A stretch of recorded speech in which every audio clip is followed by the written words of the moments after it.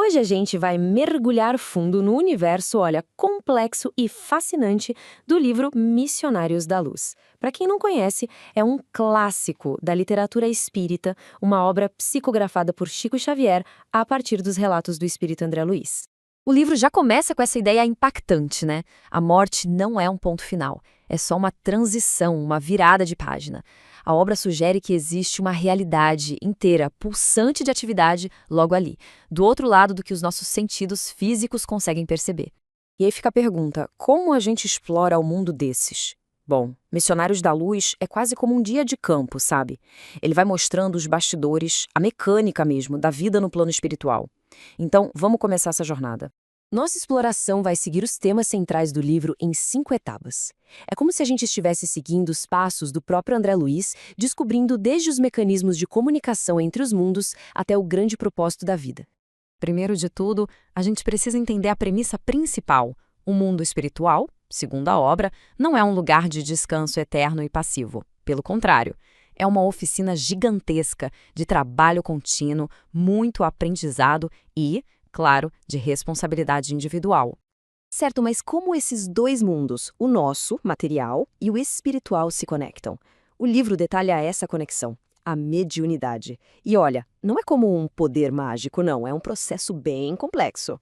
A mediunidade é apresentada como uma capacidade bem sensível, que exige, por parte de quem a tem, muita disciplina, serenidade e uma vontade genuína de servir, de ajudar. André Luiz acompanha de perto o processo da psicografia, e o que ele descreve é uma colaboração super precisa, sabe? Envolve mentores espirituais e o médium em 3 etapas. Primeiro a preparação, depois a conexão e, por fim, a transmissão da mensagem. Mas o mais incrível é que o livro mostra que essa conexão não é só algo etéreo, ela tem uma base biológica no nosso corpo. Pois é, o livro aponta a glândula pineal, ou epífise, como o centro biológico da mediunidade. Seria uma glândula da vida espiritual, que normalmente está adormecida, mas que pode ser ativada para, digamos, sintonizar melhor essas energias espirituais.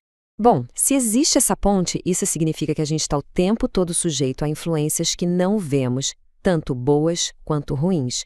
E tudo isso, segundo a obra, é governado por leis energéticas universais. O livro faz uma distinção bem clara entre uma coisa e outra. A influenciação sutil é algo que todo mundo sente, uma ideia que surge, um sentimento. Já a obsessão é um estado mais sério, uma conexão prolongada e bem prejudicial. E essa citação aqui destaca um ponto fundamental: a nossa própria sintonia. Nossas ações, nossos pensamentos, tudo isso é que determina se estamos mais ou menos vulneráveis a energias negativas. A responsabilidade é nossa. Calma, não estamos falando de monstros de filme. A obra descreve o vampirismo como uma troca de energia. É um processo natural mais prejudicial que acontece entre mentes que estão vibrando na mesma frequência baixa, como nos vícios, por exemplo.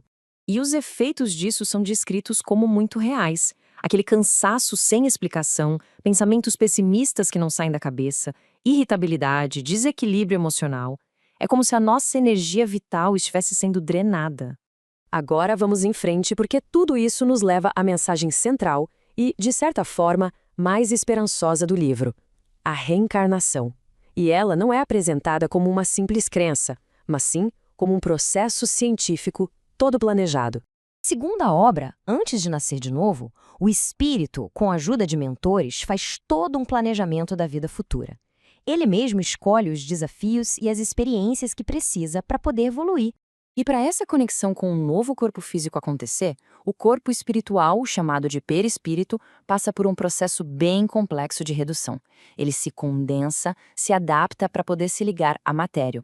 Daí, no momento da concepção, que é descrito como um evento sagrado, esse espírito já preparado se liga magneticamente à primeira célula, dando início à formação do seu novo corpo físico.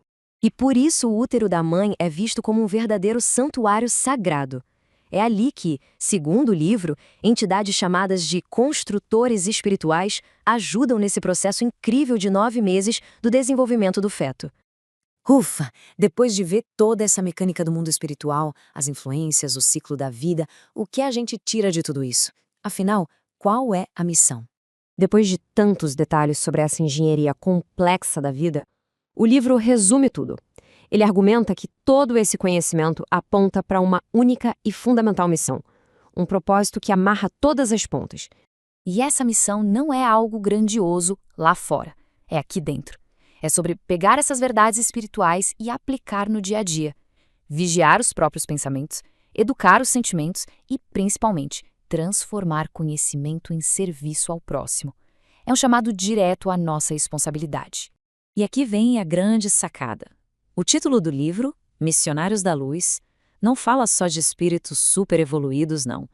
Ele fala do potencial que existe dentro de cada pessoa de se tornar um farol do bem, de iluminar o próprio caminho e o mundo à nossa volta através da transformação interior. E assim, essa nossa exploração da obra nos deixa com uma pergunta final e bem profunda. Se a vida de fato continua depois da morte do corpo, como a gente está se preparando para essa continuidade, aqui e agora? Fica a reflexão.